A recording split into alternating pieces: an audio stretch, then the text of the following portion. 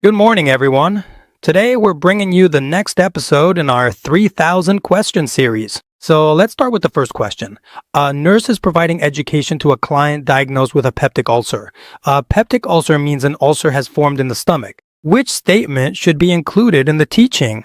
In other words, when we give health education, which statement will we include? You can take aspirin for pain relief. Now, we need to see whether a patient can take aspirin or not. To do that, we have to look at what happens in our stomach under normal conditions. In our stomach, what normally happens is that we have this innermost lining, which we call the mucosa. There are mucus-producing cells, cells that make mucus. For example, this red part here, we call these mucus-producing cells.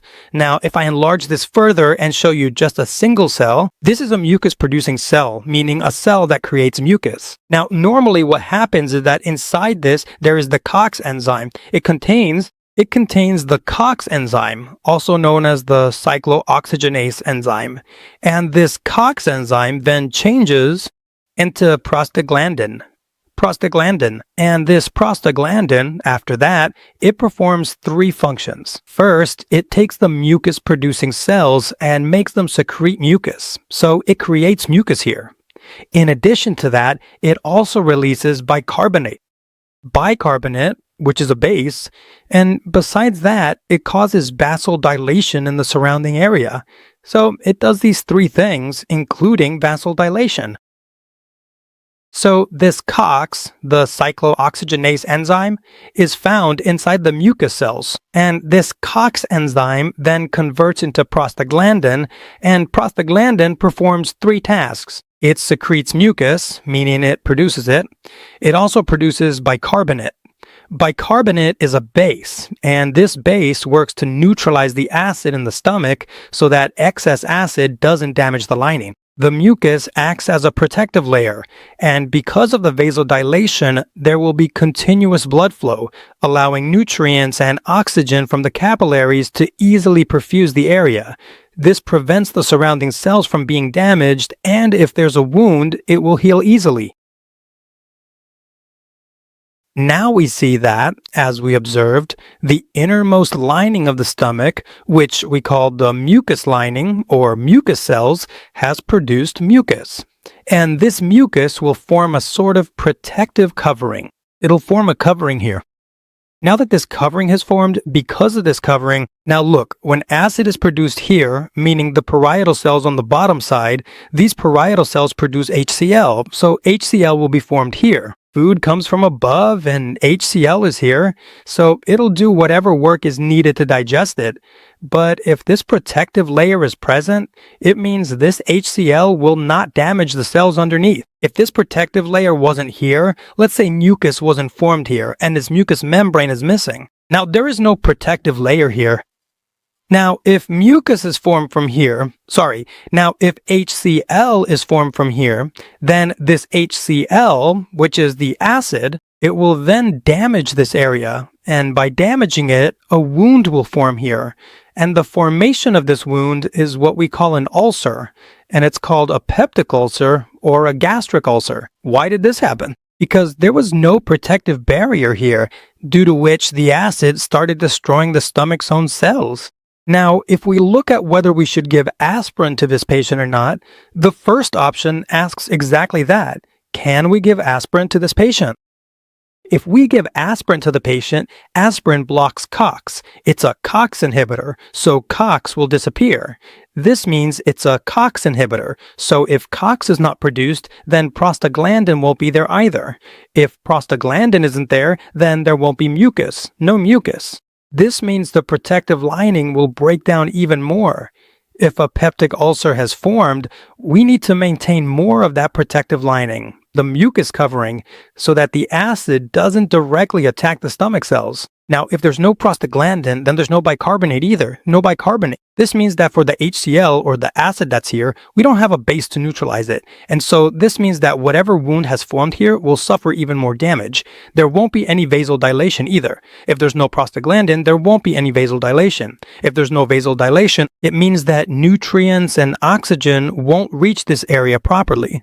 If there's vasoconstriction, then nutrients and oxygen won't reach there properly, so the wound here won't be able to heal. So that's why we won't give aspirin to the patient. Besides aspirin, you might find some other options there. If instead of aspirin, I were to say, would you give ketorolac to the patient? The question is the same. They might put in another medication option to confuse you. So you should know that we won't give ketorolac either. So this aspirin is a non-steroidal anti-inflammatory drug.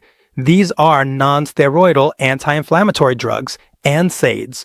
So all non-steroidal anti-inflammatory drugs are COX inhibitors. This means they'll go and inhibit this COX, which we just saw. If they inhibit COX, they won't let prostaglandin form. If prostaglandin isn't formed, then mucus won't be formed.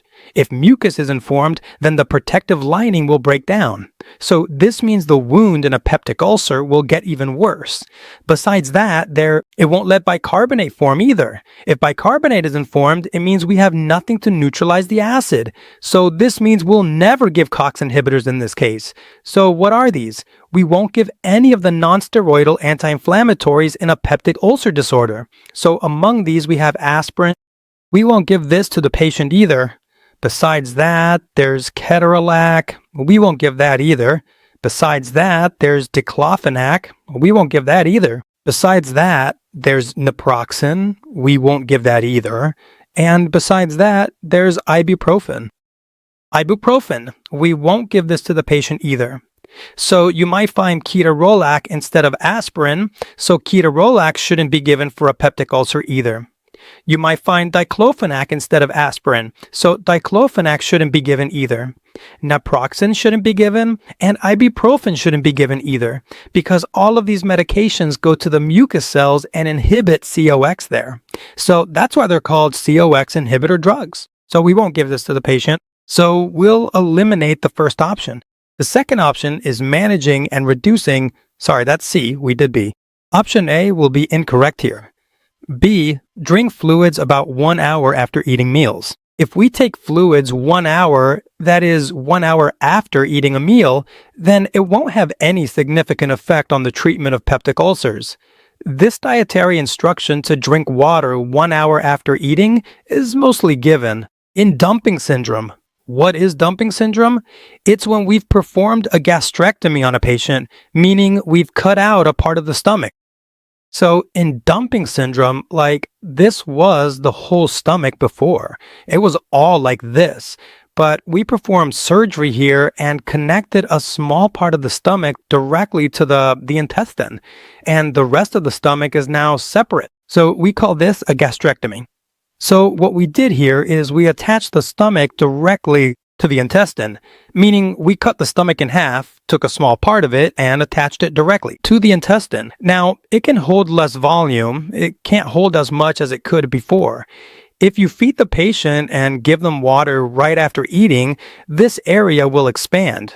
When it expands, the fluid, the contents, or whatever food and fluid are there, will immediately come here into the intestine, meaning the digestion that was supposed to happen here won't happen. So we call this dumping syndrome. In a dumping syndrome condition, we'll tell the patient that if, say you just ate, then drink water only after 1 hour so that it can be absorbed well here. If you drink water, the food will quickly move down. So this means that the instruction to drink water 1 hour after eating is something we give for dumping syndrome. It won't have much of an effect in the case of peptic ulcers. So this will also be wrong here. Next is managing and reducing stress is important for your condition.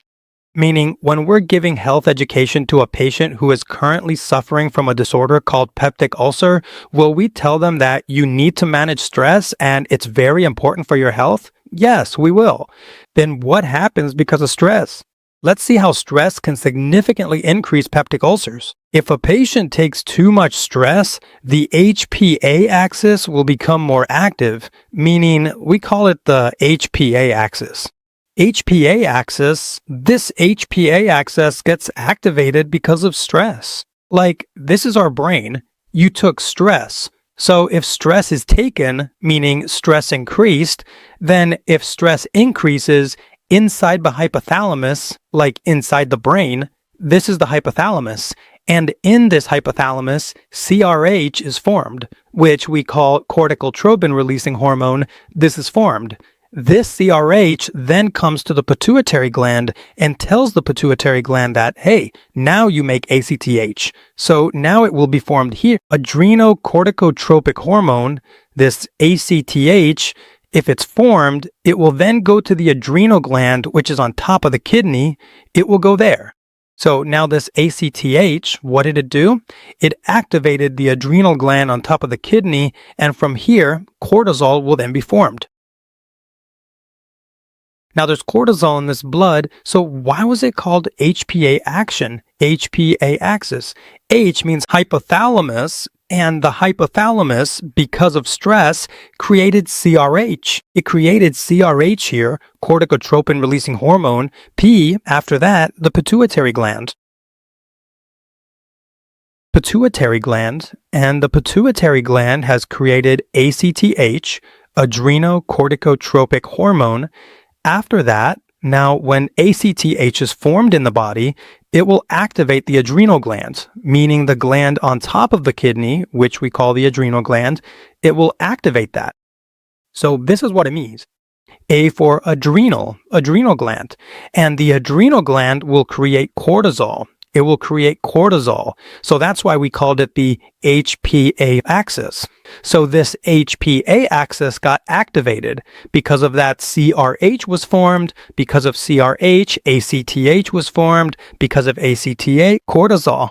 Now look, this cortisol will reach our stomach through this blood. And after coming into the stomach, there are parietal cells in the stomach. Inside the inner layer, there are parietal cells. Now, as this cortisol has come through the blood to the inner lining of the stomach where the parietal cells are, if cortisol has reached here near these parietal cells, so cortisol always causes vasoconstriction.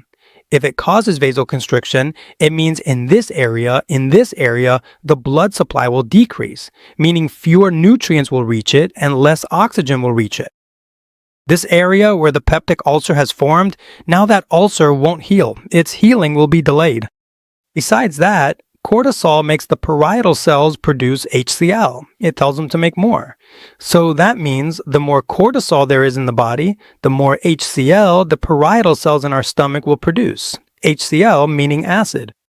Now, the more acid there is, let's say more acid is produced, and here is our ulcer. This is the ulcer. Now, cortisol comes from there. After cortisol arrives, the parietal cells produce more hydrochloric acid, and this acid will repeatedly come out here, and coming out into this area, it means it will damage the ulcerated area even more.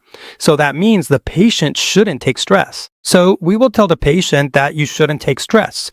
If the patient doesn't take stress, then from their hypothalamus, this CRH won't be produced.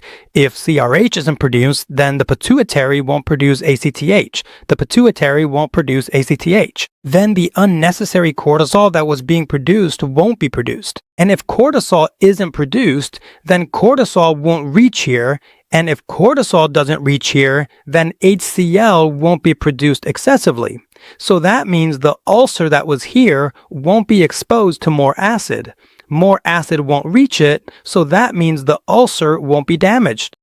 And the cortisol that was causing vasoconstriction, now that there's no cortisol, there won't be vasoconstriction here either. If there's no vasoconstriction, then the blood supply here will be good, perfusion will be good, the tissues here will get oxygen, they'll get nutrients, so this wound will heal quickly. That means we have to tell the patient that, hey, you nutrition, that you shouldn't take stress, meaning health education on stress management should be given to the patient. So here, option C will be correct. The last option is take your prescribed omeprazole along with the meal. Omeprazole is a proton pump inhibitor. It's a PPI, a proton pump inhibitor. So now in this, they've said that we'll tell the patient to take omeprazole with food, whereas this is wrong information. You never take proton pump inhibitors with food because PPIs, all proton pump inhibitor drugs, they work on the parietal cells. Parietal, these were the outer mucus cells. And after that, right here, are the parietal cells in the stomach. Inside these parietal cells, there are some pumps called proton pumps. Look here, inside this parietal cell, there's a pump we call a proton pump. This proton pump plays a role in producing HCl because from here, the proton will release a hydrogen ion from here, and if hydrogen comes here, it'll form acid. So we can say that the more active these proton pumps are, the more HCl will be produced and released into the stomach. Now, we need to give medication that reduces this HCl, so we'll give proton pump inhibitors. All PPIs, like omeprazole or pantoprazole, will work by blocking this proton pump. If we shut it down, HCl won't be produced or released, so ulcers can heal and further damage is prevented.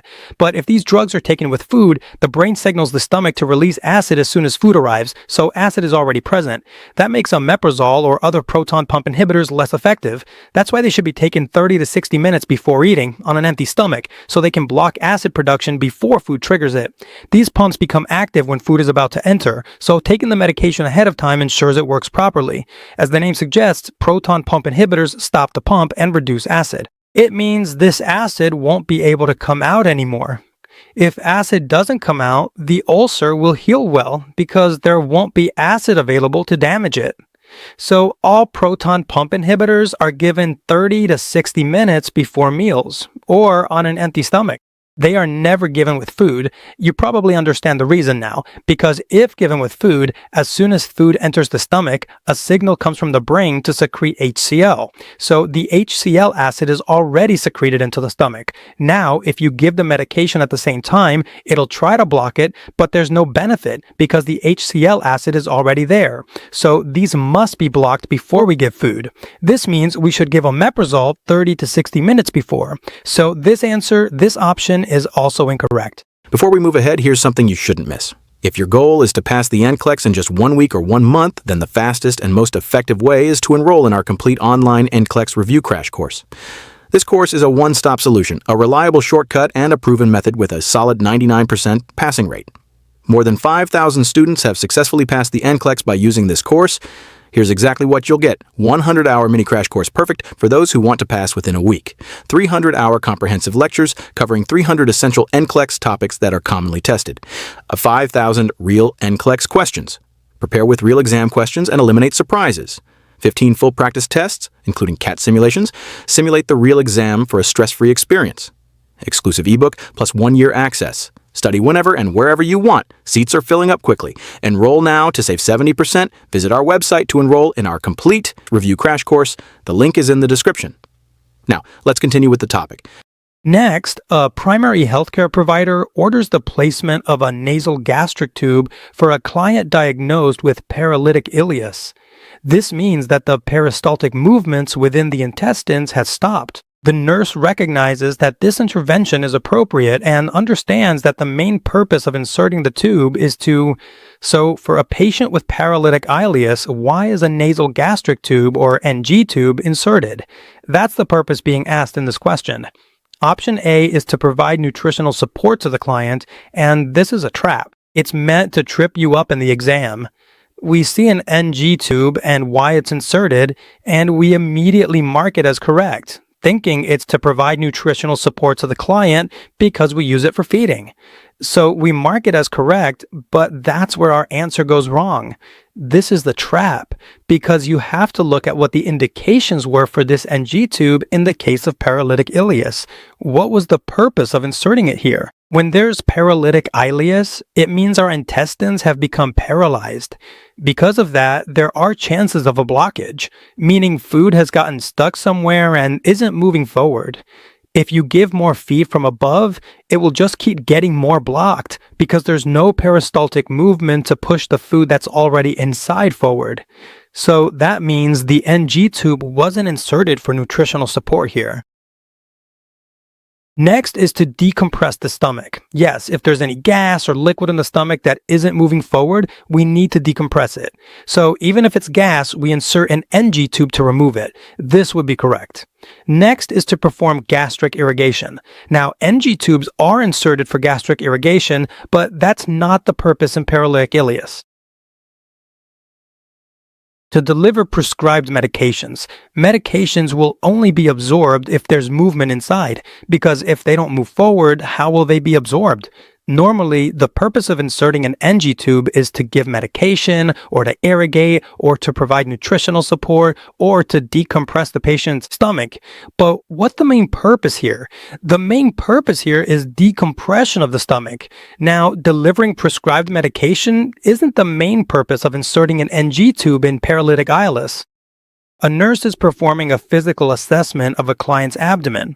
Which percussion sound should the nurse anticipate hearing over most areas of the abdominal region?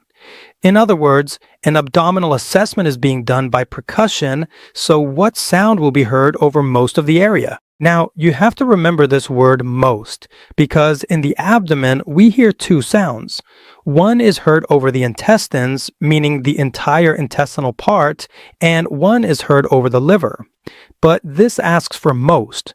Most means in our abdomen, which part covers the largest area? The intestine, not the liver. So let's see which one is correct. First, resonance is found in the lungs and is a normal sound. But since the question asks about the abdomen, we can eliminate this. Hyperresonance occurs when there's more air than normal in the lungs, like in emphysema. That's when you hear hyperresonance. So this is also found in the lungs. Since the question is about the abdomen, we'll eliminate this too. Now we're left with two options. Tympany means a drum-like sound, which occurs when there's air inside. A drum has air in it, which is why it makes that sound, right? We call that tympany. So tympany occurs due to being air-filled, like in the intestines. However, dullness is also heard in the abdomen, which is the area of your body below the chest. In the area where the liver is located, you'll hear a dull sound when you tap. Dull means, for example, if I tap this table right here, it's a dull sound, kind of flat and not very resonant. If you take a balloon, fill it up with air, and then tap it, or if you play a drum, that's what we call tympany, which is a hollow, drum-like sound. Now, in most areas of the abdomen, like the small and large intestines, there are air bubbles present, right? These air bubbles are what cause the tympanic sound you hear when you tap those areas. Because of that, we'll hear tympany, a drum-like sound. But the question asks for most, meaning what's heard over most of the abdomen. That would be tympany. So the answer is B, tympany. A nurse is performing a dysphagia screening on a client who has recently been extubated. This means the patient was just extubated, and we're assessing their swallowing to see if they can swallow properly. Dys means difficulty, and phagia means swallowing. Which finding should the nurse consider most concerning and act on immediately? This means we need to choose the option that indicates the patient's life could be in danger, identifying a complication. Occasional mild coughing after taking a sip of water. When a patient is extubated and given a sip of water, they might cough occasionally. This is normal because it's a protective reflex. If water enters the trachea and there's a risk of aspiration, which means that something might accidentally enter the airway, and when that happens, the body responds by coughing it out. So this is actually a normal response and can happen from time to time, occasionally in many people. But what we really need to do is identify the most concerning sign, something that could potentially harm the patient or indicate a more serious problem. This coughing is just a normal protective reflex that helps keep the airway clear. Hoarseness has been noted while the patient is speaking. If a patient has been intubated, meaning a tube has been placed in the airway, the vocal cords, when an endotracheal tube passes through them, it can cause the vocal cords to become slightly irritated or inflamed. This inflammation can lead to hoarseness when speaking. Reporting slight throat soreness during swallowing, meaning they feel soreness when they swallow, is also possible because the cells in the throat can become irritated and inflamed from having an endotracheal tube in place for an extended period. So this is also an expected sign, making this option incorrect as well. A wet, gurgling cough observed after swallowing water, meaning after they swallow the water, a wet, gurgling sound or a wet, gurgling cough occurs. Gurgling means there is a rattling sound. This happens when water enters the trachea or the lungs. Then air mixes with that water and creates a gurgling sound. This means the patient has aspirated. If aspiration occurs, the patient will start having respiratory problems. This means this finding is a cause for concern. So we need to mark this as the correct answer. A nurse is conducting a health screening for clients who may be at increased risk of developing gastric cancer. Gastric cancer. Which of the following conditions should the nurse recognize as a contributing risk factor? Meaning, which risk factor can lead to a gastric ulcer in a patient? So select all that apply. Irritable bowel syndrome. See, we need to understand that if inflammation persists in any tissue for a long time, it starts getting damaged. Because of that, mutations occur in the DNA of those cells, and the cells change from one type to another, which we call metaplasia. And after metaplasia, after some time, those cells change into abnormal cells, which we call dysplasia. And after that, the growth of those abnormal cells is called cancer. And this only happens when there is long-term inflammation or damage to the cells in a particular area. So now, the first option is irritable bowel syndrome. In irritable bowel syndrome, the cells of the bowel, or the cells of the intestine, do not get inflamed. They just get irritated. This means in inflammatory bowel, what happens is there is irritation, which increases bowel movements, but there is no inflammation. Since there is no inflammation, it means chronic inflammation is not present.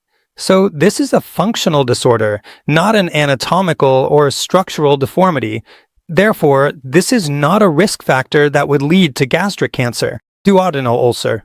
Duodenum, whereas here it is gastric, and this is the duodenum. So we can rule this out as well. Next is chronic gastritis, meaning what happens here is the stomach cells, when itis is added at the end, it means gastritis.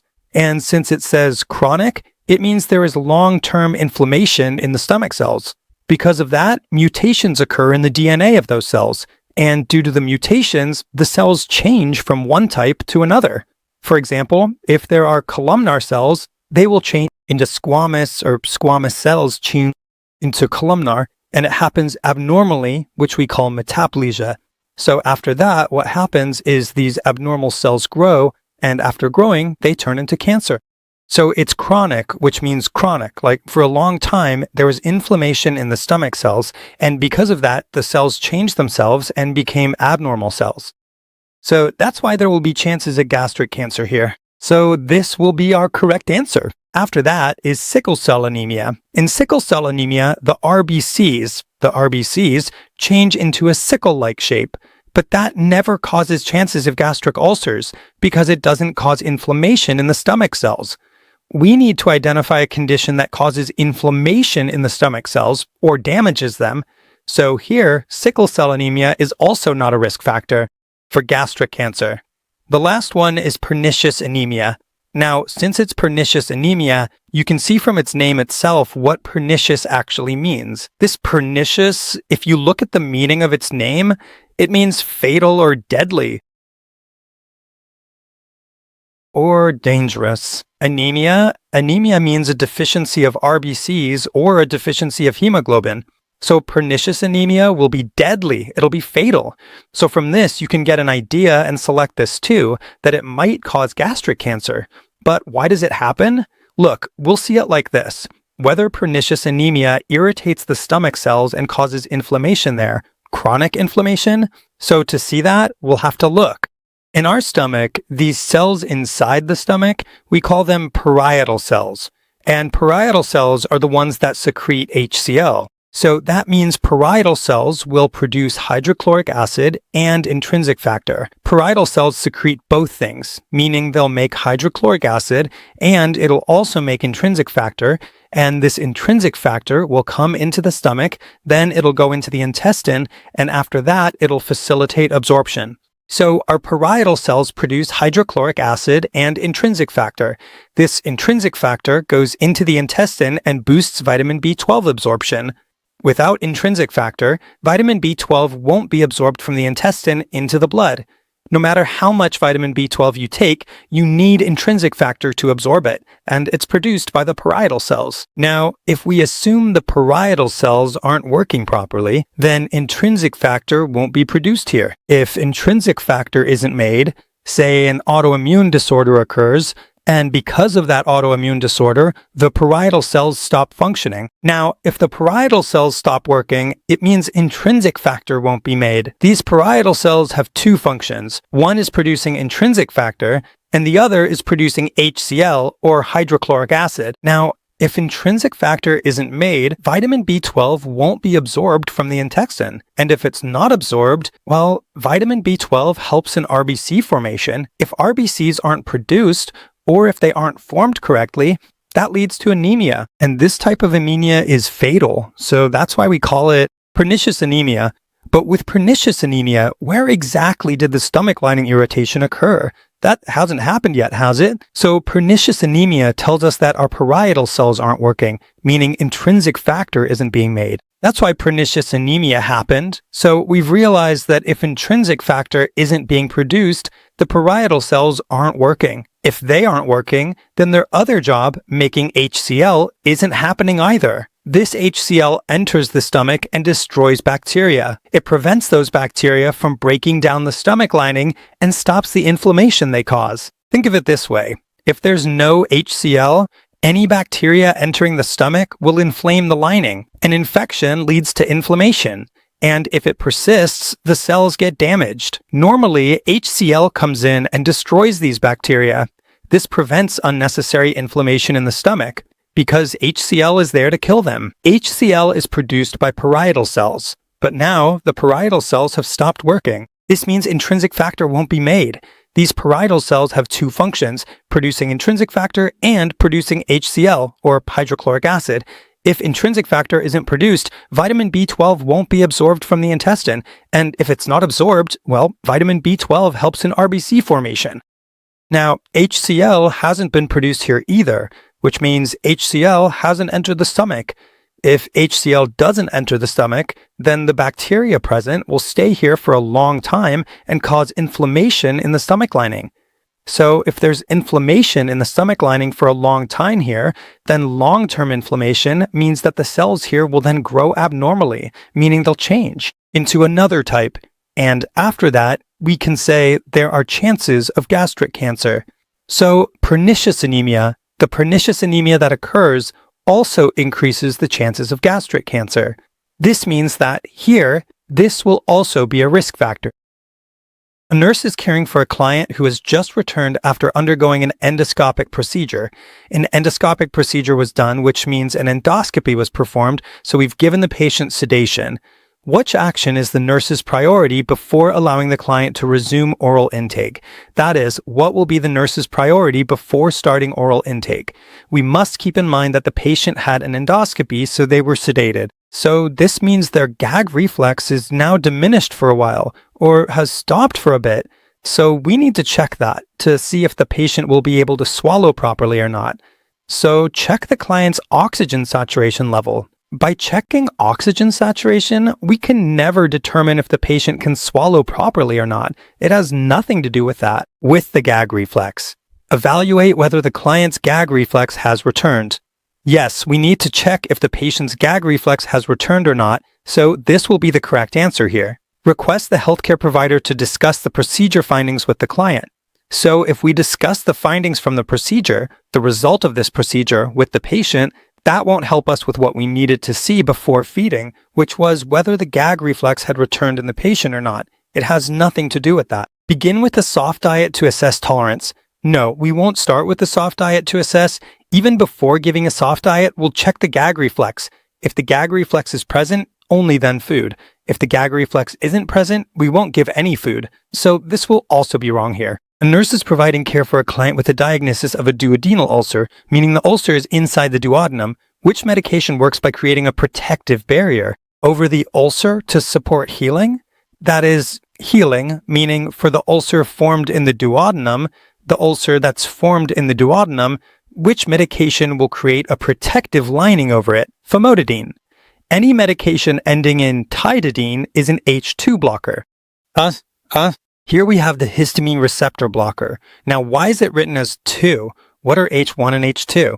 See, we have H1, H2, H3, and H4. H1 receptors are responsible for allergies.